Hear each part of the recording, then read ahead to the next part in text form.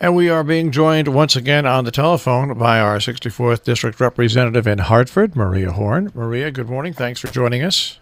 Good morning, Marshall. It's great to be here. Happy Lincoln's birthday. Yeah, it is Lincoln's birthday, and everybody's got the day off, whether they thought they were going to get it or not, really, basically. Exactly. Sometimes things run together. I'm glad I'm not driving back from Hartford, I guess, at the end of today. Well, I think you're right. I forget what the hours are like in Hartford. I used to work in Hartford and at one of the news networks, and driving back at like 10:30 at night, sometimes 11 o'clock, is after a long day, is tiring. It is tiring, although there's less traffic at that hour. So, there's a trade-off. That's right. Well, all right, so now there was a real big meeting. A couple hundred people showed up in Falls Village last week, which is great to see that many people show up. And there were people from different towns, not only Falls Village there, which was also great. Yep. From throughout the state, really. I mean, obviously focused on the region, but there were people who had, interest in the matter across the state. So it was great, actually. And you were there, and I thought that the crowd and you handled the situation, which might have been in other terms combative, very well, by understanding Lime Rock is a Lakeville-Salisbury problem because, of course, it's located in Lakeville-Salisbury, but it's kind of like the transfer station in Sharon and other things. It's bigger than just one town, which is what we all found out.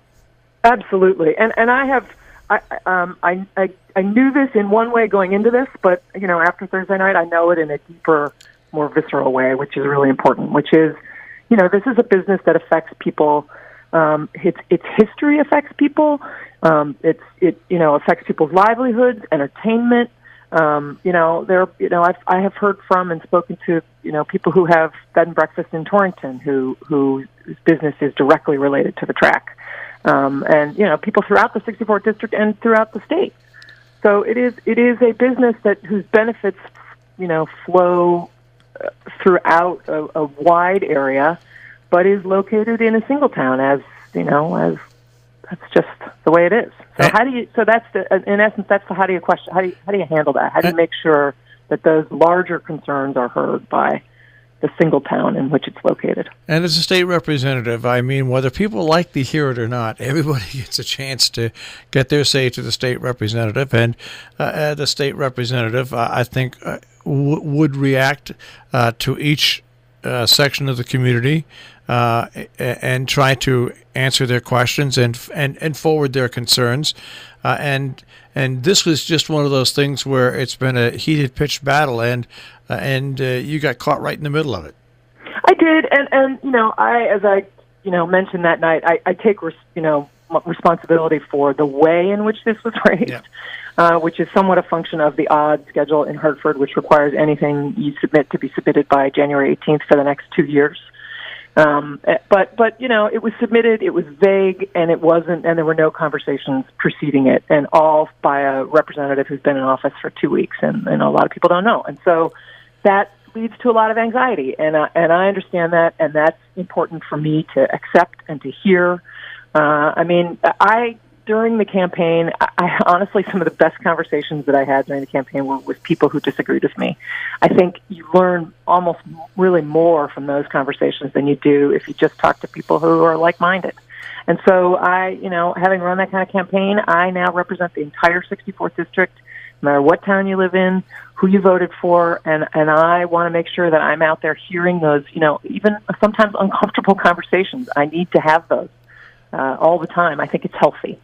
So I really do appreciate and all the people who turned out and gave a deeper understanding to an issue. So I had thought that the issue had started to die down. Curtis Rand issued a letter, basically, and I want to address this myself, thinking that I think that had the letter been sent out in email or to Lakeville-Salisbury residents, it would have been a fine letter. But by being put out to all the residents of the Northwest Corner who can see it, I think a lot of people get the feeling that the Salisbury Board of Selectmen tell Maria Horn what to do, and that's not the case at all. No, that's not the case, and I'm sorry that impression was created. I mean, understand that's Curtis's job. He does represent Lakeville Salisbury. It's not my job. I mean, I do keep up a regular conversation with all 8 boards of selectmen and the mayor of Torrington. And just, yesterday I spoke to 3, leadership in 3 different towns. I mean, I really do feel it's important to push back on that notion that I am, this Curtis submitting. I do get suggestions from individuals for legislation all the time, and sometimes it comes from a town and the leadership of the town. Sometimes comes from an individual in a particular town. I mean, there's a whole lot of things coming at me. He's just one piece of that. And have you spoken to Skip Barber on this issue as well? I did. That was one of my first. Well, I talked to him that evening, obviously, and I've spoken to him before. But he was one of my first phone calls the next day. So I'm actually on my way this morning before the snow gets too dressed. I'm actually going over to Lime Rock to have coffee with Skip. So I'm looking forward to that. I think what everybody has to do is settle down and understand that there's constituents in Lime Rock that don't want that don't want Sunday racing, and they deserve to be heard as much as the constituents throughout the region that know that this is an important, vital economic cog to our area. Yeah, and thank you for mentioning that, because I did. That is another sector of people that I heard from that felt. I mean, these office hours I put together. I proposed them, pretty on short notice, and try to respond to this.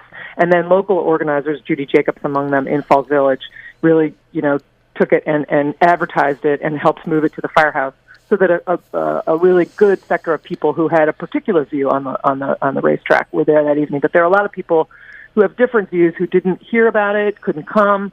So I do think at some point, and I really do want to wait for the litigation to play out. I'd like to have another conversation that can try to bring in a really wide array of views. I mean, I really do think it's helpful for people to be in a room together and listen to one another. And sometimes that's hard because it's emotional and it's really important to people. But we don't. If we can all be in a space together and hear one another, it just seems to me this is a situation that calls out for some sort of compromise, and maybe if we listen to one another, we can get closer to that. And here's something that, and why I agree with you on this 100%. Am I a supporter of Lime Rock Park? Yes, I said that I am. Do I think that Lime Rock should get everything they ask for? No. Do I think that both sides sooner or later should get together and come up with some sort of understanding? Yes, I do. But as much as I support Lime Rock, and as much as I don't support the just blanket, shut Sunday racing down completely, everybody has a right to be heard, and everybody has a right to propose things. And I think what you just said is it. Once the Supreme Court of the state of Connecticut decides, then it's time for everybody to put up or shut up and get together and come up with something that works for everybody in the Northwest corner. Yeah, I think so. Well said, Marshall. I look forward to that. It's sometimes hard, but that's the only way you get through things. Well, I've got a feeling in your first term that this will probably be one of the major things, even though there are a ton of other, obviously, district-wide things that need to be handled. This is obviously one that has risen to the top. Yeah, it touches on a lot of issues for people, so it's very symbolic in a lot of ways, in addition to being, substantively important. So it's a good conversation to have. Well, welcome to politics. And Thanks, Marshall. I'm not fragile.